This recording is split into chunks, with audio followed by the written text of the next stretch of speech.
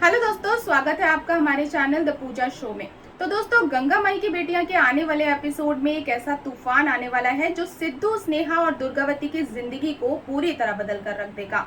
लेकिन सबसे बड़ा सवाल ये है, क्या दुर्गावती अपने बेटे को जेल से बाहर निकाल पाएगी या फिर स्नेहा की एक जिद सिद्धू की जिंदगी को बर्बाद कर देगी।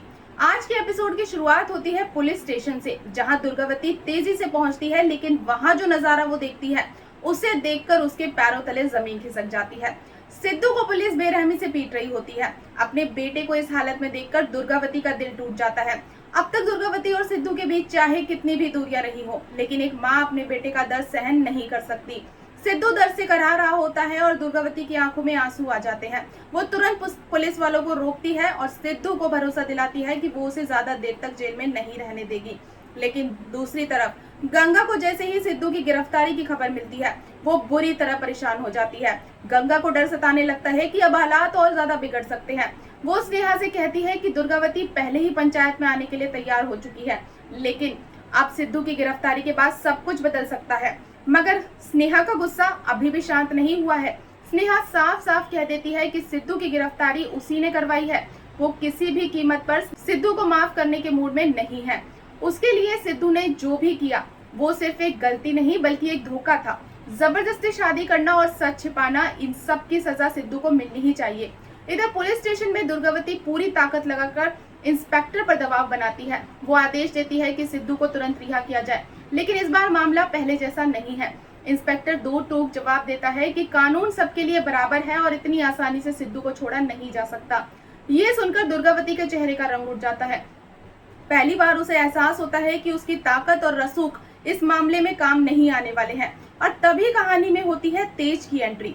तेज हमेशा की तरह इस मौके का फायदा उठाने पहुंच जाता है। वो दुर्गावती से कहता है कि सिद्धू की जमानत करना आसान नहीं होगा, कोर्ट कचहरी के चक्कर लगाने पड़ेंगे और इसमें काफी समय लग सकता है। लेकिन फिर तेज एक ऐसा सुझाव देता है जो पूरी कहानी का रुख बदल देता है।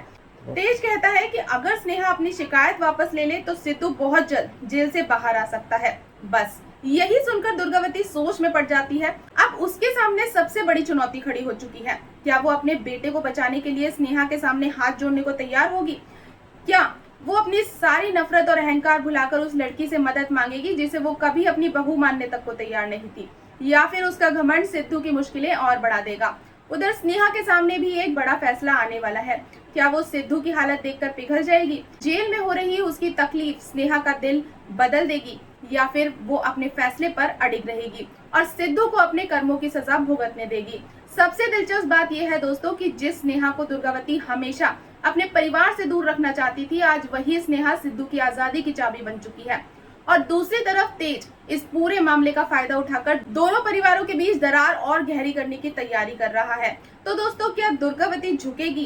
क्या स्नेहा शिकायत वापस लेगी? और क्या सिद्धू जेल से बाहर आ पाएगा? इन सभी सवालों के जवाब आपको अगली अपडेट में मिलेंगे। तो दोस्तों, अगर आपको आज की ये अपडेट पसंद आई हो तो वीडियो को लाइक और चैनल को सब्सक्राइब करना बिल्कुल ना भूलें। मिलते हैं नेक्स्ट अपडेट के साथ, तब तक के लिए गुड बाय।